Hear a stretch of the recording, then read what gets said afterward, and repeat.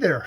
I thought I'd do an apt tag for myself. I'm going to do the I'll get around to it later tag, which was created by book blogger quote/unquote. And you should check out Kelly at Books I'm Not Reading's version, which is one of the many versions of it bouncing around. But the one that probably that twigged me, it's like, I should probably get around to doing this. I'm at the point of procrastinating a lot on when I'm ever gonna post a video publicly on YouTube. So why not this be the one that breaks the break? I sound like a logjam. Just like, oh, I'll get around to it. I'll get around to it, or maybe that one wasn't that great. So maybe the next one, I'll get around to it. So yes, I'm very much in this. I'm feeling the spirit of this tag. So I figured, why not do it? So let's get on to the prompts. Prompt number 1, a classic book that you've been meaning to read forever, but haven't read yet. And for that, I will go with War and Peace, which you can see there. I picked up a cheap, jangling in front of the camera. I picked up a cheap version just recently of the Pavir and Volonsky version. As you can tell by my pronunciation of the Russian, the longer Russian name there. Most of the names will be lost on me and I'll get lost. But yeah, War and Peace. That's one that I've been meaning to read forever, but haven't gotten around to.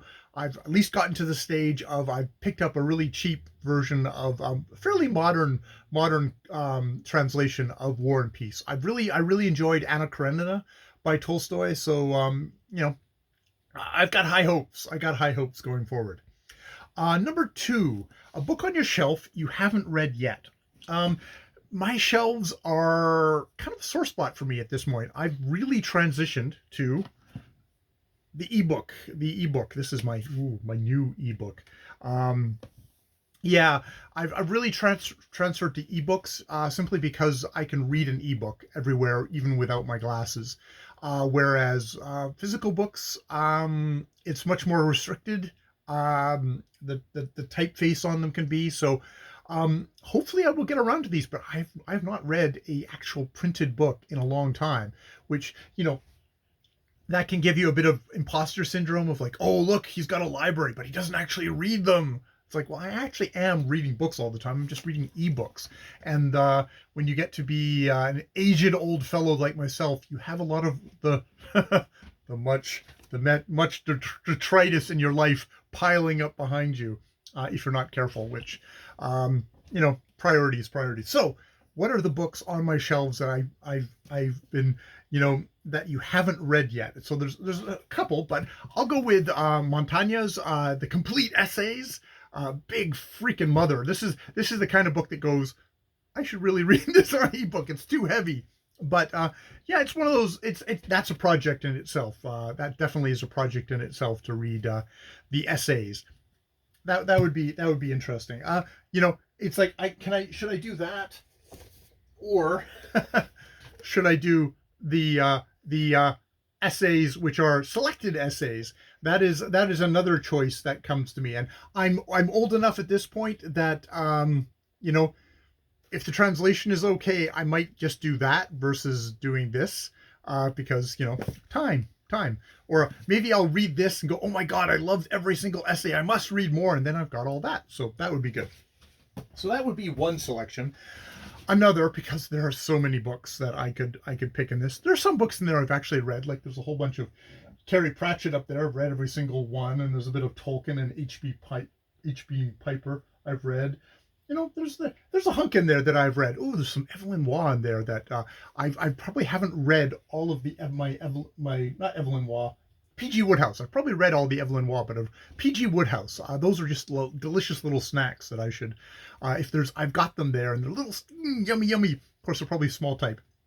The other book that I haven't read yet is a book where I work until like 11 o'clock at night and I bike to and from work. And on a night about a month ago, I was biking through a rainstorm in the middle of the night, going through a park, no lights whatsoever, just my bike lights.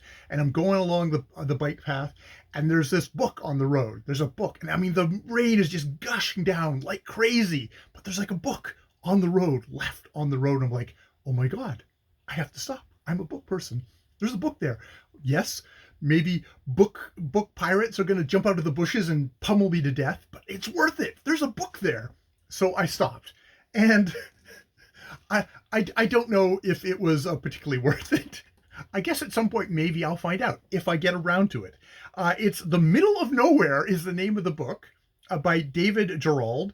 It seems to be like the second or third book in a series. A ship with no name. They should have returned heroes. Instead, they were treated as pariahs. Stripped of a hard-won victory, cheated out of a well-deserved bounty, the crew of the Star Wolf was devastated when their ship was decommissioned, even as its name was erased from the record.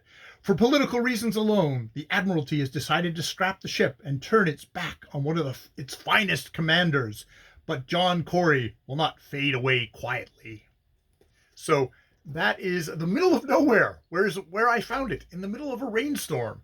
I guess it must have been just recently dropped, because like it doesn't have rain damage. Like if I found that in a secondhand bookstore, I wouldn't have known. So I don't know if this book can live up to the mystery of it, but we'll see.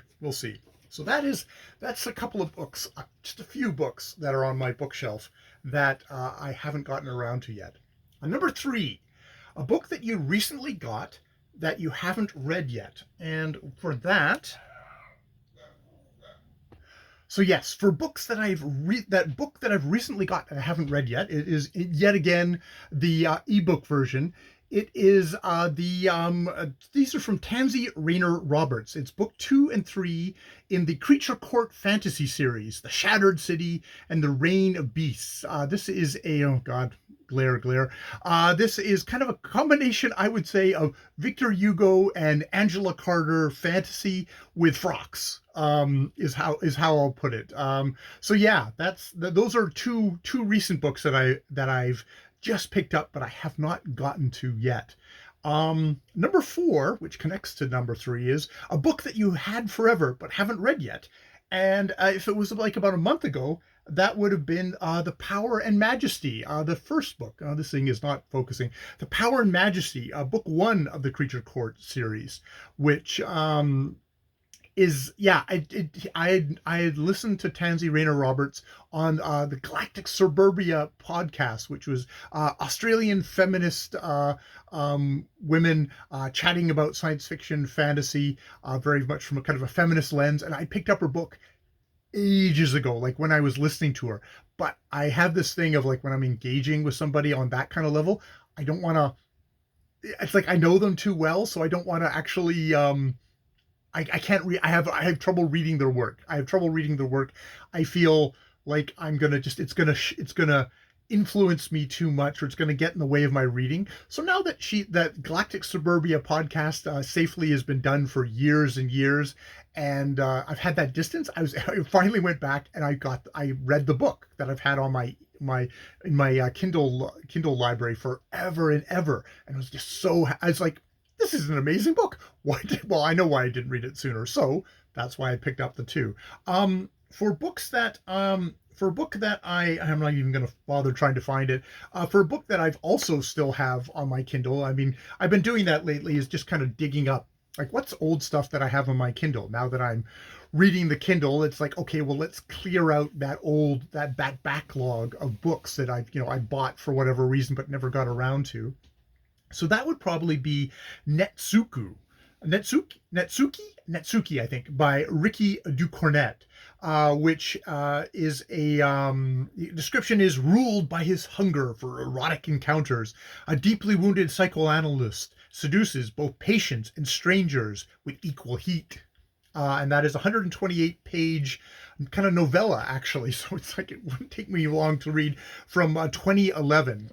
She, I believe, is a Western writer, even though I think Netsuki is a kind of a Netsuki is a Japanese concept, or some kind of a probably some kind of a poetic device. But yeah, that's something. And now that I see that it's only 128 pages long, it's like, oh shit, I should really get around to that. I'll get around to it later, but hopefully, as I'm combing through my Kindle library, um, this is a good thing. This is a good this that would be a really good thing to kind of like, oh, I can slip that in.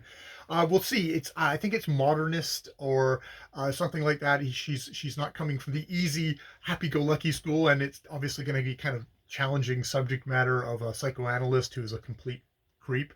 Hopefully, well, we'll see. We'll see. We'll see. That's the joy of we'll see. Number five, a book a friend recommended you that you haven't read. I don't have friends that particularly recommend me books. Um, that's sort of why, well, I was on BookTube and now I lurk on BookTube but a book that definitely swept through BookTube that a lot of people were talking about, and one of the handy things is like sometimes people will go, oh, this is on sale for like dirt cheap at the moment. So I think this was a book where it was like, hey, this book that I've been raving about, it's on for like $3.99 Canadian, so you know it's cheap. Um, so why not try it? And what that book was, North Woods by Daniel Mason, which is a sweeping novel about a single house in the woods of New England, told through the lives of those who inhabit it across the centuries. Um, so yeah, that's one that I have not got around to. It sounds like it's a lot. It's like there's a whole bunch of different narrative voices, like many different, like you're changing and changing and changing, which can be a bit of a kind of a barrier of like, oh, I've just gotten into the flow of this one. Oh, I'm just about to go into, then I go into another thing and then another thing and then another thing. So it sounds like it's a lot. It sounds like maybe for some people it was too much, and for other people it was just great. So that's one that's kind of held me back of like, it sounds kind of, I got to be in the right mood or I'll get around to it later. Kind of quintessential that way. So I yet another thing sitting on here lurking that I will now that I'm more exclusively ebook and don't want to be buying lots of ebooks. It's like, well, read what you got. Though, you know, the Tansy Rayner Roberts, it's like, I love the first book, so I'm going to buy the next two books. It's like, okay, fine. Um, Number six is a book you're procrastinating on, which I don't know. I mean, there's some books that I read. I mean, I'm a slow reader. So first, if you're Steve Donahue and you just read stuff in an afternoon, yes, I'm procrastinating on everything because it takes me like a month to or 3 weeks or something like that to get through just a regular sized book. I'm reading for like, you know, an hour or two a day, and you know, I'm not reading quickly, and I sit there and stroke my chin and ponder, you know, each simile. No, I don't do. Well, I do ponder, but not maybe not as pretentiously, probably more pretentiously than. But it's like, what's a book that I procrastinate on? I mean, if a book is just like I'm not enjoying this, that there can be that. If like I am not enjoying this book, I hate this book, I don't want to go back to it. I just have that resistance. I'm old enough now that I just give up. I just say, fuck it. I don't want it. I don't want to read it. It's like if it's not giving me anything on any level, like there's challenging me, which is a thrill. There's like, you know, classics, like, you know, there's like, they're challenging me. They're making me think. They're like, I love all that. But if it's just like, I'm not getting an enjoyment on some kind of a level, then I'll just give it up. I mean, I guess at the moment, what I have is a project where I read books out loud to myself. Um, just kind of that joy of reading some, having to actually say the words out loud, perform them a little bit. Um, I that's kind of it's an interesting other way to experience a book, which is different than just listening to yourself. You have to actually read it out loud, feel the words, feel how easy it is to say something. See, actually notice how wonderfully it flows, or how awkward it is, or how just kind of run of the mill it is. And that makes for long reads, even for me, long reads. And at the moment, I'm reading The Sorrows of Satan for my 1901 project, which is reading books published between 1890 and 1910, all centered around the year 1901, the year of my grandfather's birth. Or history works that are like, you know, looking back on that period or something like that. History biographies, something like that. That's looking back, just kind of really kind of reading in depth about that area. And yes, The Sorrows of Satan by Marie Corelli as 1895 Faustian tale, considered one of the kind of the first big kind of bestsellers. And yeah, I'm reading it out loud. I don't know if that's procrastination though, because I'm really enjoying it. I'm taking up a lot of my own time with it. That maybe that's procrastination, in that I could be putting myself to putting my efforts to better and more fruitful production. But I enjoy it, so it's enjoyable procrastination if it is indeed procrastination. Um, Question number 7 is the next book on your TBR. The next book on my TBR is probably one of the books that I've just mentioned. Maybe. I'll get around to them later. Number 8 is tag some people. I don't really tag people on this channel. I'm not that connected. Definitely go check out Kelly's version. Go check out Steve Donahue's version. I'm sure his version is hilarious because he's probably just like, nope, nope, nope, nope. I just read everything immediately. He's the alien being on this on BookTube, but really a worthwhile checking out. But you'll of course know all about him if you're looking at me at all. So yes, so thank you to quote unquote for the making this tag. It's a really interesting tag. And okay, it is December the 13th. So let's see how long it took me to get around to actually posting this. If I do, there's always that too. Or maybe I'll post the next video I make. Maybe, if I get around to it. More videos later.